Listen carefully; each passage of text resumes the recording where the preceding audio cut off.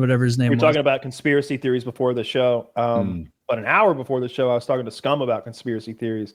And we were talking about the plane that supposedly hit the Pentagon. We brought it up because we've recently had a few plane crashes. When that plane hit the chopper over the Potomac, it's like, holy shit, look at that. The whole plane's there when they pull it up out. But that plane that hit the Pentagon vaporized. Engines and all. It just turned into powder somehow. And I started pulling up those Pentagon pictures again. I'm like, weren't the wings wider than that? Just seems like that one room exploded and then everything kind of collapsed on top of it. I don't think a plane hit the Pentagon. I think we hit it with a missile or something. Correct me if I'm wrong, but didn't it happen right after like the Pentagon announced, like within a couple of days, the Pentagon was like, hey, we lost a couple $1 trillion. Really sorry about this. That was before. And then, that happened. And then 9/11 happened. And it destroyed a lot of what would have allowed them to suss out that information. I don't know anything about. The plane that was intact, though, was on its landing approach, right? At its sort of minimum speed. And the plane that hit the Pentagon, I don't know the answer, but I assume it was going pretty quick. That could make a difference. Maximum speed, you'd imagine. They were giving her all she got. I would. Yeah. They weren't in I can without missing. Yeah. I feel like the engine should be laying out there in the yard somewhere, though, or like one of them. You'd think, right? Like a dinner tray or something out there, or a passport. We found was an intact passport at the site. We found an intact passport at this free fall speed demolition. No other steel buildings ever fallen like this, but shut the fuck up.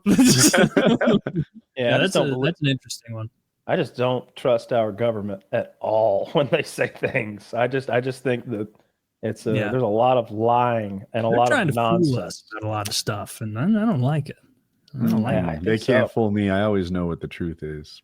No, they're pretty good at it. They're pretty good at fooling us. It doesn't matter what the topic is. Virology. It could be anything. Fluoride. You come to Woody. I've got it. Did you see they took away the... So here's one thing that I like Trump keeps taking away people's security clearances. And at first it seems a little petty. It's like, they don't get their version of the Wall Street Journal doesn't show up this week or whatever. Like they don't get to be like, serious falling, and get to kind of gloat over that they know these secrets. It's not about that. It's about the jobs that they can get with those clearances.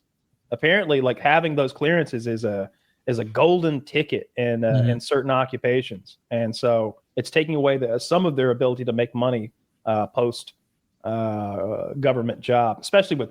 I liked when he took Fauci's security people away too. I like that. That's good. They shouldn't be able to parlay security that clearances is so that you can tap into the previous administration for wisdom, right? So and I don't think they do that anymore. It wouldn't surprise me at all if Obama called W and was like, okay, just between us, here I am. And W's still current on events because he has, the security reports are coming to him or go back one, maybe W calls Clinton and says, all right, here's the situation. What'd you think about this during the Cole thing? What do you know? Let's put our heads together. But I never in a million years could hear Trump calling Biden saying, I'm in a jam here, Biden. Tell me what you would do. They asked him. Yeah. They asked Trump, I'm listening. It was right after the funeral because he'd been with all the presidents were there. And he's like, which of those presidents there do you think he'd be most likely to call and lean on for information? And he's like, I think Clinton. I think Clinton's still very much with it. He was a heck of a politician, real people person. It's like, that's the best answer he's given in weeks. It was such a cogent, well-formed answer. I've been watching Trump every day. It's just such a show. It's just such a show. He had Pam Bondi bring out one of those angel moms. Do you know what an angel mom is?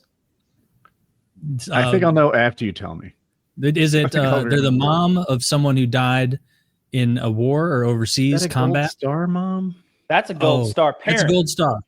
So an angel mom is when a dirty a dirty Venezuelan kills your daughter. Okay, I didn't know that. So it's like if an illegal kills your daughter? Yeah. So like Pam Bondi comes out and she talks about the laws and whatever she's going to change. She's running the DOJ now. And then she's like, listen to her. And then he brings out this angel mom. She said, my daughter was raped and murdered by this and she lays out this whole case. This guy came here illegally and he got on one of those flights that I guess the taxpayers paid for, and we shipped him to another place and then we got him into some housing that was run by another different illegal.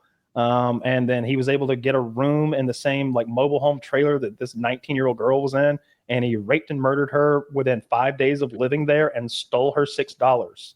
And I don't think that was his first murder. You know, it was like, so when they have those press conferences regularly where they bring out the mothers of the victims and every single time the person says, thank God President Trump is here. Thank God common sense is back in Washington.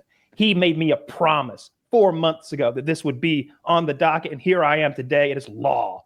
And then when he went to North Carolina, he's got old grannies. Did she say the thing? Promises made, promises kept, or just imply? She didn't say that. She looked like she'd been crying. Says that I'm going to get to pull the lever that hangs him in the middle of the halftime show next year. These are his testicles. They were sent to me last night from President Trump. When we got his balls off, he cried like a bitch. He said, please don't cut my balls off. Let me keep them. I said, not a chance. You're not keeping the balls. You raped and murdered an American citizen. I'm taking your balls.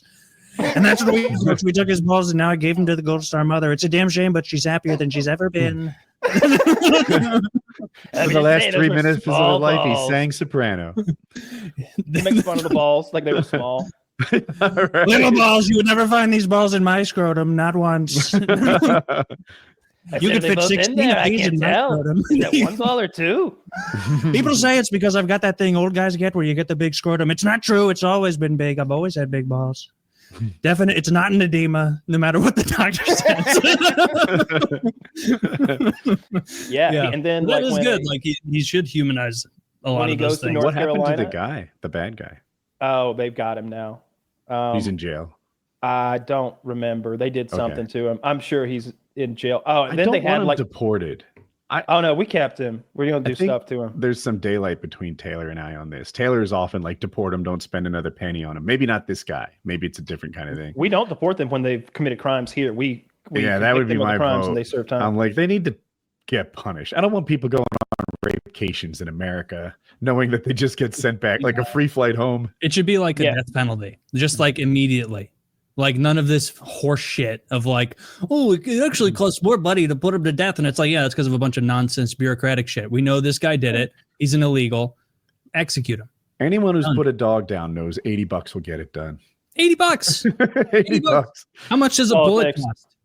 Like how much does one low quality bullet cost? Yeah, let's do that. Or like a zip tie. How cheap is a zip tie? Just one guy walks up and is like, you're guilty, and they just go right around his neck, and then he is suffocated. I saw that in a movie a couple nights ago. I was like, oh my God, what's she gonna do now? He had like this giant zip tie, and he just put it over her head and went zip, and then she's fucked. I was like, yeah, what do? You don't have scissors in your pocket. No, it's not like you can get them under there anyway. Can't. Way over here. Woody's like, I've been, after you saved yourself from that. I've been waiting for this day. Unfortunately, he's honed those scissors to a razor's edge. He immediately nicks his jugular and bleeds out.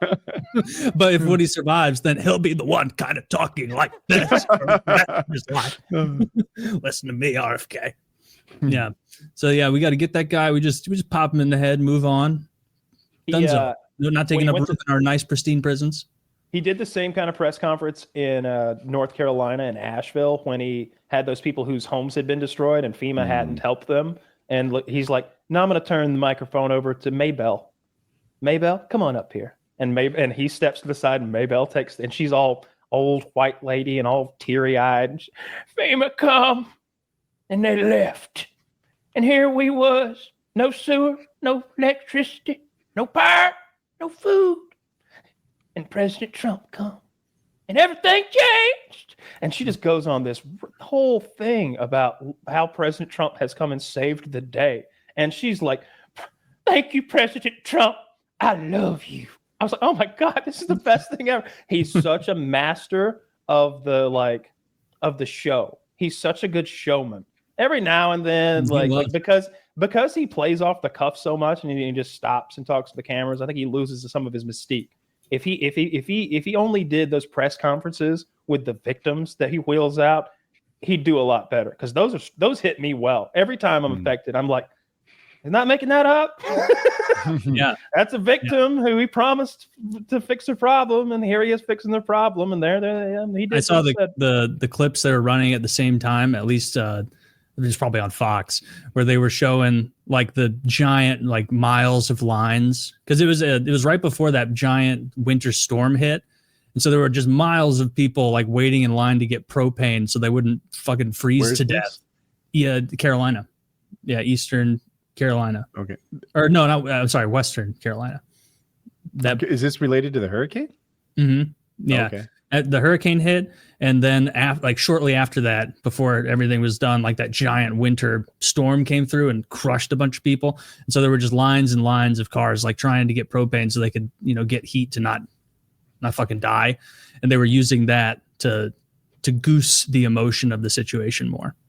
Which it seems like a valid thing, but some people resorted to cannibalism, I'm told, in the far reaches of Western North Carolina. Dude, I wouldn't like that. Frustrated me. So I have friends in Western North Carolina, and actually, same guy, paramotors in a hurricane, and there was so much like misinformation or like intentional lies getting spread that I got really sensitive about it. One was that they were gonna the government was taking over this town because there's electric car battery ingredients in there, and they're buying this. I'm hearing there's like bodies in the trees, and the first responders are told they're not allowed to come in. All of it untrue. That like these FEMA people, they told them that they were there to steal your home. So people are greeting the FEMA people with guns, telling them to get off my land. And it's like you are being lied to so that the other side can win an election. And that seems wrong. This is a disaster. Do we have to politicize it with disinformation? Yes. I guess so. Yes. I guess so. Yeah. The disinformation is from the FEMA stealing. The Trump organization is a mini tendril monster, So the stuff you're talking about, that doesn't come from directly from the horse's mouth or even his inner circle. That's the actors who are out there in social media having their fun. That could be Russian bots even, which I'm sure. On the other hand, so I guess they immediately gave, it was either $500 or $750 because people stopped working. People stopped working, and a lot of people living week to week couldn't buy diapers, groceries, whatever it is, like your immediate needs. So they came into North Carolina and they instantly started handing out $750 checks to almost anybody, right? Like, clearly you live here, show me your driver's license, here's a check. Now you can eat. Now your kid can have diapers because you don't have extra cash. Cool. And they started acting like that was the only thing we were going to do. Oh, you lost your house? Here's $750. Go kick rocks. And it's like, no. That was the amount they decided that they could give away. And even if you robbed America for $700, we'd still be okay. That was just an initial emergency check that they painted as the only check. I never saw anything about people being like they're stealing my land for precious metals. That must have missed big in my world. But that one hit my friends. They bought it. They believed it and shared it with me. Look what's happening. My friend owns an Airbnb, so she attended this town council meeting where this is what was said. And I'm like, we need the lithium in Nashville. Yeah. All the lithium in Nashville is ours. They just take it if they wanted it anyway. Yeah, I only saw this stuff of particularly low income people over there were what I remember? High and dry after the $700 check for a very long time. I remember during the Obama administration, the conspiracy theory about FEMA setting up these camps in Texas or maybe in the South somewhere, and FEMA's ordered 50,000 body bags outside of the Dallas area. They're preparing for a mass casualty event. There's all these conspiracy theories that FEMA was always wrapped up with the Obama administration. I'm like, don't they just help people whose houses flood? I'm sure there's plenty of waste and nonsense going on. I'm sure there was some Estonian LGBTQ dances that needed to be funded, but most you have to do that. Yeah. Really, it's probably some congressman's nephew owns a body bag company. But frankly, we need to raise the funding because you didn't put a T on it. Oh.